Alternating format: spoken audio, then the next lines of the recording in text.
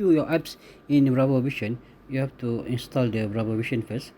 Go to Google Play, Google Store, and then search for Bravo Vision.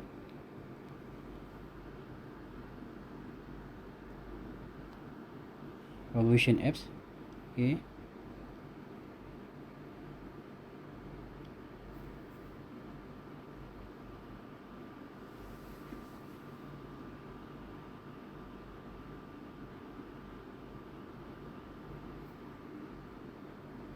Okay, and then you can install. Sorry, install. You can update, and then you can open the Bravo Vision and log in. Once you log in, you can find your apps that you have already attached, import from the Figma. Server.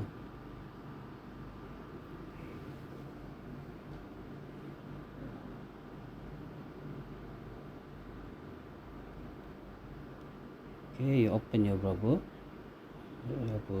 Vision, and then log in.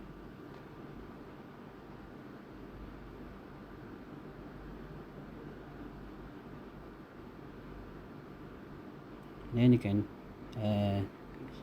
after you log in, you can find your apps that you have imported, that have been imported from the Figma, and you can test your apps. This is your home page. So you must put your home page. You can go to list.